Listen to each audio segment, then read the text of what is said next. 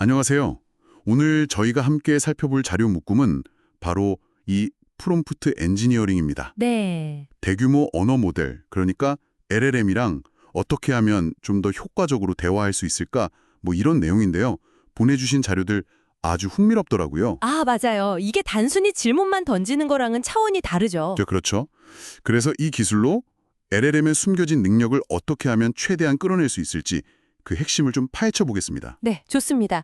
자료들을 보니까 공통적으로 강조하는 게 결국 프롬프트라는 게 LLM이 다음에 어떤 단어를 내뱉을지 이걸 섬세하게 유도하는 과정이라는 거예요. 유도하는 과정이요? 네, 어떤 단어를 쓰는지, 질문 구조는 어떤지, 또 어떤 설정을 건드리는지에 따라서 결과가 정말 천차만별이 될 수 있거든요. 그래서 계속 실험하고 또 개선하고 이런 반복이 중요하다고 다들 이야기하고 있습니다. 맞아요. 그 설정 이야기가 참 흥미로웠어요.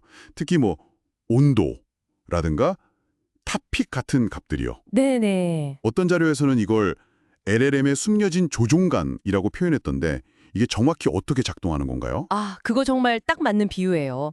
온도는 답변의 어떤 예측 불가능성, 창의성을 조절하는 건데요. 창의성이요? 네, 이를 낮추면 예를 들어 0.1이나 0.3 정도로 낮추면 아주 일관되고 좀 사실 기반의 답변이 나오기 쉽고요.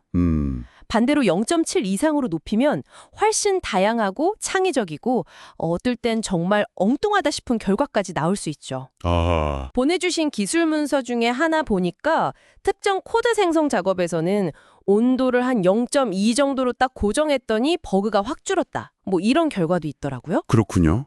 그럼 타피는요? 탑피는 이제 누적 확률 기준으로 후보 단어를 고르는 방식인데 이게 탑K, 그냥 상위 몇 개 단어 중에서 고르는 것보다는 좀 더 유연하게 창의성이랑 일관성 사이에서 균형을 잡을 수 있다. 뭐 이런 분석이 있었습니다. 아, 근데 이런 설정을 또 잘못 건드리면 오히려 모델이 같은 말만 계속 반복하는 루트에 빠질 수도 있다 이런 경고도 있었어요.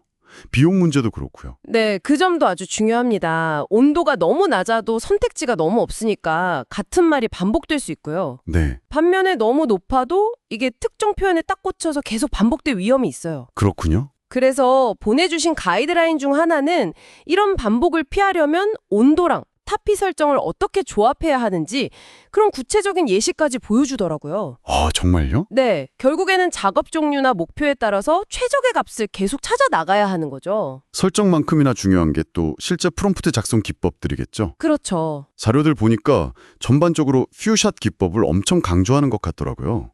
예시를 몇 개 넣어주는 방식 말이에요. 맞습니다. 그 제로샷, 그러니까 예시 없이 그냥 지시만 딱 하는 방식은 간단한 거 아니면 좀 한계가 명확하다. 이게 거의 중론이고요. 네. 반면에 자료에 포함된 케이스 스터디를 보니까 고객 문의 분류하는 작업에서 퓨샷 예시를 딱 3개만 넣어줬는데도 정확도가 30% 넘게 올라갔다는 사례가 있었어요. 와, 30%나요? 네. 특히 원하는 출력 형식이 딱 정해져 있을 때 뭐 예를 들어 텍스트를 제이슨으로 바꿔 말라거나 할 때요. 아, 네네. 이럴 때 예시 몇 개가 모델한텐 가장 확실한 길잡이가 되어주는 거죠. 역할을 부여하는 역할 프롬프팅이나 아니면 배경 정보를 주는 컨텍스트 프롬프팅, 이것도 여러 자료에서 되게 유용하다고 언급됐고요. 맞아요. 당신은 10년차 재즈 평론가입니다. 이렇게 역할을 주거나 아니면 이 글은 19세기 프랑스 혁명 배경 소설의 서평입니다.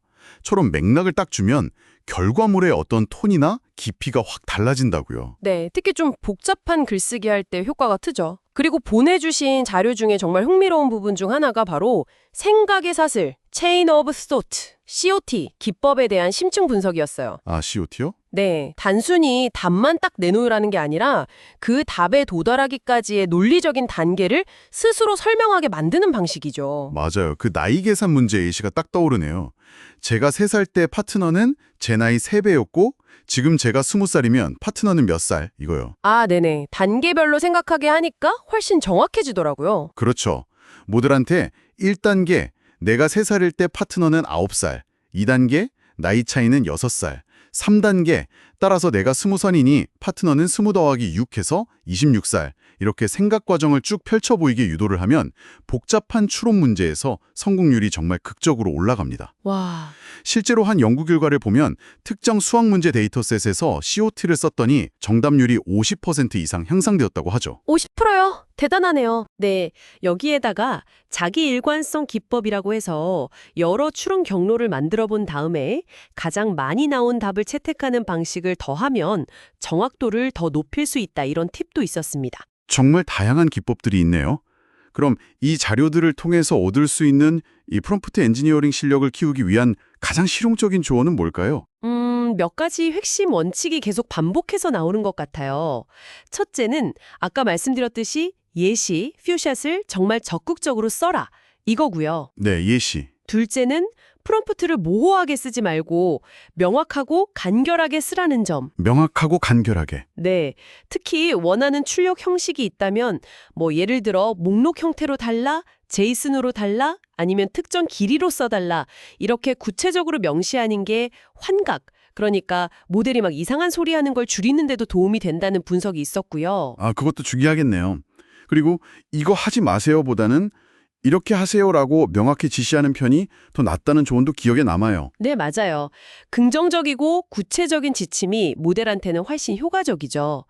그리고 마지막으로 이건 거의 모든 가이드에서 강조하는 부분인데 네. 시도했던 프롬프트랑 그 결과, 그리고 그때 사용했던 모델이나 설정값들을 꼼꼼히 기록하는 습관입니다. 아, 기록이요? 네, 어떤 조합이 잘 통했고 어떤 건 실패했는지 이걸 다 기록해 두는 것 자체가 나중에 실력을 키우는데 가장 확실한 자산이 될 겁니다. 오늘 저희는 보내주신 자료들을 바탕으로 이 프롬프트 엔지니어링의 세계를 꽤 깊숙이 탐험해봤습니다.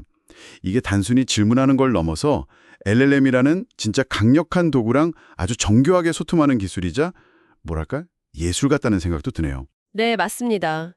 이 기술이야말로 LLM의 잠재력을 여는 핵심 열쇠라고 할 수 있죠. 오늘 저희가 이야기 나눈 여러 기법이나 조언들을 청취자분들께서 직접 한번 적용해 보시면서 자신만의 노하우를 쌓아가는 게 제일 중요합니다. 직접 해보는 거요. 네.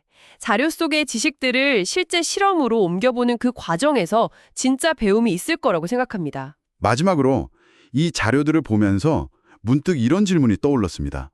앞으로 만약에 LLM이 스스로 최적의 프롬프트를 만들고 또 개선하는 이런 자동 프롬프트 엔지니어링 기술이 더 발전한다면 우리 인간의 역할은 과연 어떻게 변하게 될까요? 흥미로운 질문이네요. 어쩌면 그 답은 오늘 우리가 살펴본 이런 지식들을 바탕으로 더 창의적인 질문을 던지는 능력, 거기에 있을지도 모르겠습니다. 다음 분석에서 다시 뵙겠습니다.